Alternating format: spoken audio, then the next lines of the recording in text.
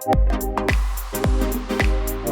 there, we're here at Future Summit, and I'm here with Giorgio. He just stepped off the stage speaking about AI and energy, artificial intelligence, and how it impacts the energy sector.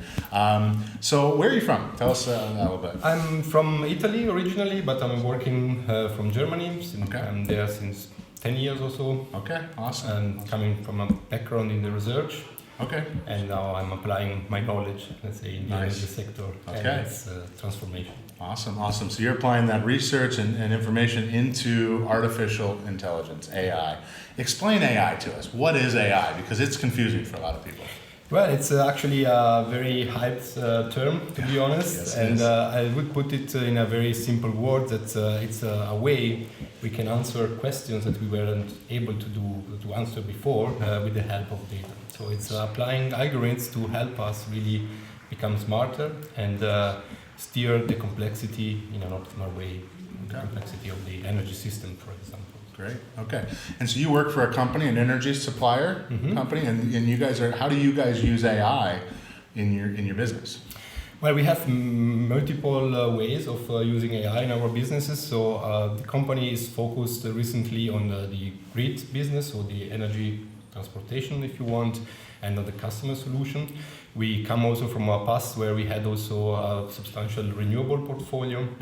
And there are plenty of opportunity to apply AI in this sector. It can span from improving forecasts about how much renewable assets are going to produce in the future, how we can optimally steer, for example, or enable local energy community to become more self-sustainable and kind of autarky and depend less on the grid. Yeah. We can also help with the AI solving some congestion issues that we can have in our networks, especially when there is a very sunny and windy day. Renewable assets are going to produce a lot, and of course predicting those kind of events enable us to find countermeasures that we can apply and, for example, stimulate local consumption and local energy markets. Interesting. And have you guys, your company operates in Romania, provides service in Romania. Have you been to Romania before?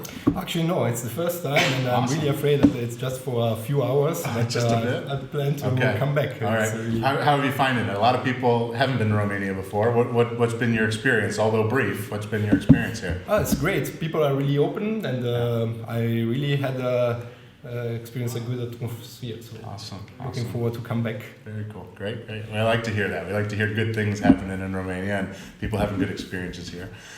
So as you look at society as a whole, this idea of AI integrating with energy, what are some of the things that you get excited about in the future when you think about this, the potential of this combination? I think there's really a great potential in the future of the energy to really become more sustainable and really have an impact in the way we can steer our society towards sustainability goals. Okay. And I think this is really what motivates me and our teams. It's really great to be here and have the possibility to really create an impact. Very cool. Through technology. Do you have a story or an example of how that impact has happened, whether it's in Germany or Romania?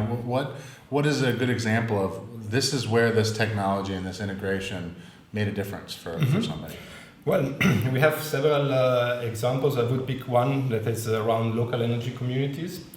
We had a pilot test site in Sweden, at a small town in Sweden called Streamers, where we demonstrate how we could operate in a smart way local energy systems. So the community has about 200 households, has some local generation assets, renewable ones, and a storage battery.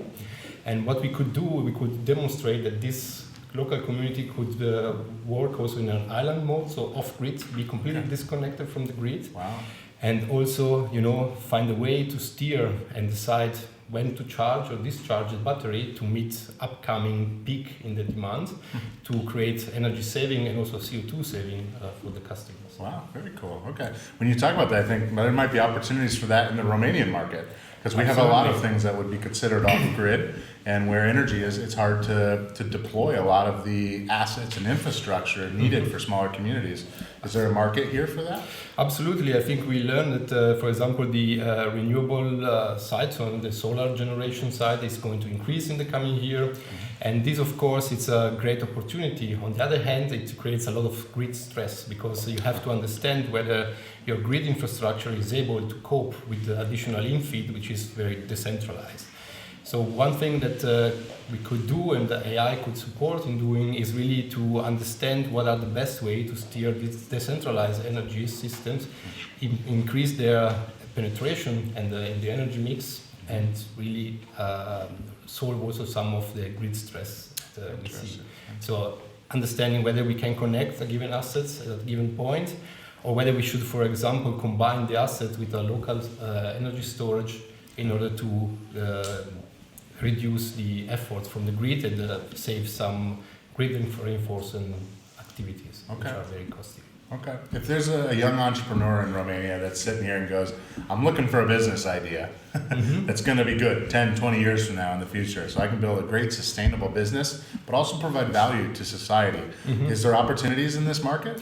I think it's this local energy system and citizen energy communities concept that is quite great, in the sense that we can really have local communities coming together, share the energy. For example, rooftop PV. I'm away, I can give the energy to you, and really unite in the effort to decarbonize our society. It solves multiple problems there, including bringing community together, which is a vital part, bringing people together. It's true, but on the other hand, we are really experiencing a lot of wish from the customer side to be engaged and to take an action in this energy transition. So I think it's the appropriate moment to embark in those activities. Awesome. We're really excited about young people, the next generation. We believe that, like you said, there's this demand from the consumer to go, I want to be part of this. I want to be part of the solution. There's a problem, yes, but we want to be part of the solution. Are you guys seeing that as a large company, as an energy supplier? Are you seeing that response from younger generation? Absolutely, but I don't think it's limited to younger people. I mean, we have now a technology that allows everybody basically to take part of this transition. If you think about the rollout of smart meters, these are actually enabling a new level of transparency in the way we consume the energy, because so far it was just turning on and off the lights and pay the bill at the end of the month or the year. Yeah. But nowadays we can really disaggregate the energy consumption using AI technologies, and with this should give transparency of what are your energy pattern consumptions, and give also proactive suggestions how you could change this. For example, we could implement by this demand response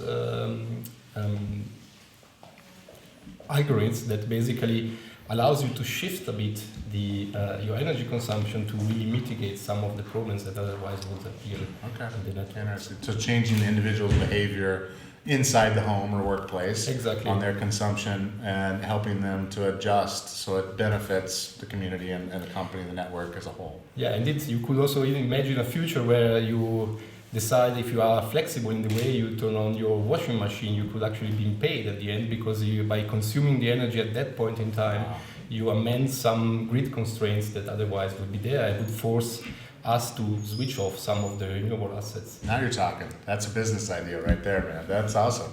So it's widespread, this idea that AI is coming. It's the future. It's here. Earlier, one of the speakers shared, he said, it's like a two-year-old. You're still training it, it's got the potential, but we go, wow, what is that when it's older? And so the future is there.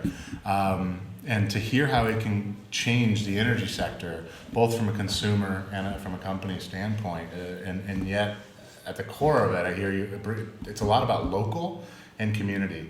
And that's interesting. I never would have pulled those two together from that. Yes, and absolutely. And there is a very big human component into that, because we should not think about AI as something that substitutes humans in the role, but actually can augment their capabilities, and it's like a new tool that we can exploit to make our future better. Awesome. So at the end of every interview, I throw this ringer of a question at you, and feel free to take a little time to think about it. But the question is, when you think of the word good, what is good to you?